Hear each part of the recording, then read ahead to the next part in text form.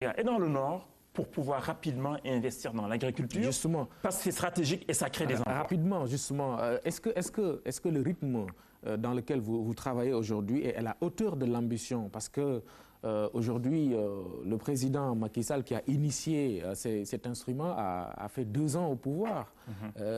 Est-ce qu'aujourd'hui, vous travaillez à un rythme qui est acceptable, en fait? Non, absolument. Nous travaillons à un rythme soutenu. Par exemple, les premiers résultats, on les verrait quand, par exemple? Bon, on verra un premier investissement du Fonds 6 au maximum d'ici, je dirais, 1 mois et demi, 2 mois. Nous sommes en discussion très avancée. Mais comme il faut de la due diligence pour ne pas perdre de l'argent pour faire un bon investissement, cela prend un peu de temps. D'ici peut-être septembre, on verra un autre investissement important dans l'agriculture. Et vers la fin de l'année, on aura aussi, j'espère, si on est d'accord avec les investisseurs, parce qu'on ne sera pas seul dans les projets. Nous jouons le rôle de catalyseur d'investissement. Donc il y a une négociation qui va avoir lieu avec d'autres investisseurs qu'on va fédérer autour du projet, mais également avec ceux qui vont nous faire le financement, offrir le financement et le crédit. Donc ça prend un peu de temps, mais on travaille à un rythme soutenu, et nous sommes sûrs de pouvoir réaliser d'ici la fin de l'année peut-être 3 investissements par exemple. L'objectif, c'est, je l'ai vu dans les documents, de créer de la richesse et des emplois. Alors justement, un jeune qui est à la recherche d'emploi, qui entend parler du Fonds 6 en tant qu'instrument de soutien à l'emploi, alors qu'est-ce qu'il peut attendre concrètement? Concrètement, oui. 2 choses. La première chose, c'est quand on investit dans des gros projets, des projets stratégiques, et qu'on réalise l'investissement, on va recruter pour ce projet. Si on met, je dis comme ça, 10 milliards dans un projet agricole dans le nord du Sénégal, ces 10 milliards vont attirer une centaine, 200, 300, 400 jeunes qui cherchent du travail. On aura un appel à candidature. De manière transparente, les gens vont postuler en fonction de leur expérience et des besoins du projet. On va recruter, donc on va leur offrir du travail. Mais également, si un jeune a un projet intéressant, veut créer sa propre entreprise, le jeune peut nous saisir avec un dossier bien ficelé aussi. Et nous, on étudie le dossier, on lui dit, écoutez, votre projet est intéressant. Directement le Fonds 6 ou bien à travers notre sous-fonds dédié aux PME, on va prendre une part dans votre projet. Peut-être on met 100 millions, 200 millions de francs CFA, mais ce projet-là aura besoin de la dette. On lui dit, allez voir la BNDE qui peut vous donner la dette avec une garantie du Fonds GIP, par exemple. Donc, au total, on a mobilisé peut-être 500 ou 600 millions pour ce jeune. On est actionnaire, le jeune est actionnaire dans l'entreprise. On signe un accord pour que le jeune, in fine, rachète nos parts. Parce que peut-être que le jeune, au début, n'a pas beaucoup d'argent. Oui, c'est souvent le cas. N'aura pas, bien sûr, la majorité dans l'entreprise parce qu'il ne pourra pas contribuer en fonds propres. Nous, on contribue en fonds propres et on l'accompagne, on l'aide à lever l'argent, à structurer son projet. Et ensemble, on gère l'entreprise. En fait, c'est lui qui gère, mais nous, on soutient au conseil d'administration, etc., en offrant des conseils également. Mais au bout de 5 ans, 6 ans, 7 ans, le jeune rachète une bonne partie des parts du Fonds 6 et devient l'actionnaire majoritaire de sa société et devient alors quelqu'un qui est riche, quelqu'un qui aura créé de la richesse. Et nous, on prend l'argent que le jeune va nous verser en nantissant peut-être ses parts et nos parts, en nantissant certains biens. On prend cet argent, nous, on le met dans d'autres secteurs d'activité. Notre objectif, ce n'est pas de rester très longtemps dans un projet, c'est de rester le temps nécessaire pour permettre au projet de créer de la valeur et des dividendes pour tous les actionnaires, de sortir, soit en vendant aux promoteurs, en vendant peut-être en introduisant en bourse, ou bien en vendant à un autre fonds d'investissement, et prendre cet argent, mettre dans d'autres projets. D'accord. Voilà. Donc, en définitive, vous êtes plus dans l'auto-emploi, côté jeune, que dans l'emploi, carrément. Dans le recrutement, si on peut dire. Non, en fait, nous, en tant que Fonds 6, au niveau de la holding d'investissement, on n'aura que quelques personnes. Mais les entreprises dans lesquelles on aura investi vont recruter des centaines de milliers de personnes en fonction du nombre de projets dans lesquels on a investi. D'accord. Voilà. OK. Des attentes, le secteur privé aussi en a. Hein? Aujourd'hui, même si l'État dit avoir favorisé la création de nombreux de nombreuses entreprises. Beaucoup d'autres sont aujourd'hui en difficulté. Justement, quel sera le rôle du FONSIS dans la restructuration de ces entreprises en difficulté-là? Voilà, ça me permet de parler du mode d'intervention du FONSIS. Donc, FONSIS est développeur de projets, donc prend un projet de zéro, le développe jusqu'au bout et lève l'argent. Mais FONSIS aussi peut être restructurateur d'entreprises. Ça peut être des entreprises dans lesquelles l'État est actionnaire. Une fois que l'État nous transfère ses parts ou une partie de ses parts, nous allons conseiller l'entreprise, l'aider à lever de l'argent, l'aider à se restructurer, d'accord, pour créer de la richesse et préserver des emplois, même créer d'autres emplois. Le FONSIS est également co-investisseur, donc c'est quand quelqu'un vient avec son projet, nous on met de l'argent aux côtés du promoteur du projet. Le côté restructurateur d'entreprise est important, parce que l'État, comme l'ont fait aussi d'autres pays, même les pays les plus capitalistes, tels que les États-Unis en Europe, durant la crise, ont eu à injecter de l'argent public dans des entreprises. Mais comme c'est de l'argent public qu'on injecte dans des entreprises, on ne peut pas juste faire cadeau aux entreprises. Mais on va les aider dans un rapport gagnant-gagnant. C'est-à-dire que l'État met l'argent peut-être via le FONSIS, qui discute avec les entreprises en difficulté, qui valide un nouveau plan d'affaires, un nouveau business plan, qui permettra de relancer l'entreprise, de préserver et de créer des emplois. Mais il faut que le FONSIS aussi gagne un peu. C'est pourquoi d'ailleurs, comme nous sommes aussi une institution de développement, on n'est pas gourmand comme les purs fonds private equity. On est content si on a une rentabilité moyenne, un retour sur investissement autour de 12% net. Sachant que d'autres fonds private equity, minimum c'est 20-25%.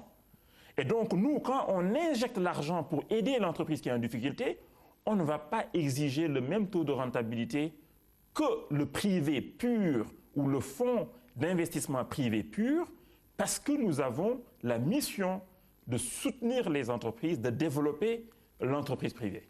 D'accord, voilà qui est bien clair. Alors actuellement, on aborde le financement de l'économie sous l'angle plan Sénégal émergent. On a vu à Paris des engagements de financement de partenaires techniques et financiers. Aujourd'hui, comment allez-vous vous déployer dans cette dynamique? Comment allez-vous contribuer à la mise en œuvre de ce plan Sénégal émergent-là? Voilà. L'engagement est extrêmement important. Et il fallait en fait vraiment convaincre les bailleurs et obtenir ce qu'on appelle le commitment, donc l'engagement. On a maintenant l'engagement côté public, côté privé également. On a une partie de l'engagement en privé également. Même si ce n'est pas encore... C'est pas encore concrétisé. Ouais. Maintenant, la balle est dans notre camp, comme l'a dit le chef de l'État.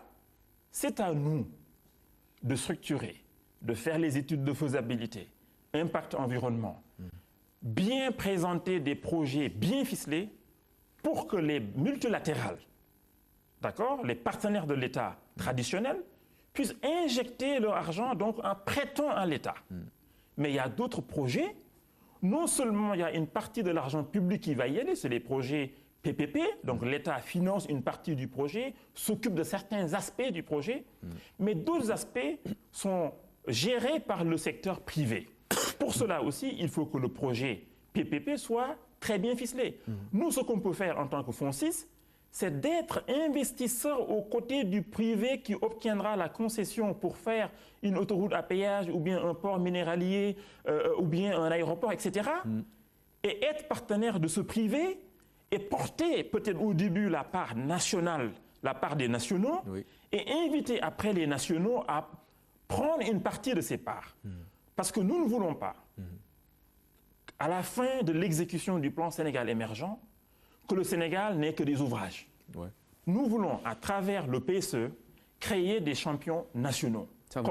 Champions nationaux, c'est-à-dire des sociétés phares dont la plupart des actionnaires sont des Sénégalais, donc le Fonds souverain sénégalais, le privé sénégalais, qui, à travers un projet, va former des Sénégalais, obtenir un savoir-faire, et in fine, cette société, pour qu'elle puisse aller offrir son savoir-faire dans d'autres pays également, comme l'ont fait tous ces pays émergents, ces pays qui sont développés, au début, ils n'avaient que de petites entreprises qui ont fait des projets. Quand les Européens sont venus en Inde, ou bien à Singapour, ou bien en Chine, pour faire des projets d'infrastructure, on leur a imposé de faire le transfert de technologie. Nous aussi, c'est ce qu'on va devoir exiger, parce que sinon, on n'aura que des ouvrages. Et quand l'investissement est fini, on n'aura pas grand-chose. Oui, mais est-ce que ça c'est possible avec les conditionnalités qui sont souvent mises en avant dans le cadre de ces accords-là qui sont signés? Non, c'est fort possible, parce que quand on est dans un projet PPP, c'est l'État qui donne la concession. D'ailleurs, la loi PPP le prévoit qu'une partie du capital soit détenue par le secteur national, et c'est 20%, mais on va tout faire pour avoir beaucoup plus, en contribuant aussi aux capitaux propres de l'entreprise pour pouvoir avoir plus de parts et influencer dans la gestion. Mais aussi, ce qu'il ne faut pas oublier, c'est que même les entreprises étrangères qui viennent chez nous aujourd'hui ont intérêt à recruter des nationaux, à les former, parce que les nationaux seront moins chers que de faire venir des expatriés, etc., qui vont coûter plus cher, donc qui vont affecter la rentabilité de l'entreprise. En tout cas, dans le cas de certains partenaires, l'idée est très claire. Par exemple, les Chinois, on les connaît, ils viennent avec leur expertise. Hein? Ils viennent avec leurs expertises, mais nous, dans le passé, les Chinois venaient avec beaucoup de travailleurs, mais de moins en moins, les Chinois viennent avec des travailleurs parce qu'ils n'ont même pas intérêt à le faire. Pourquoi?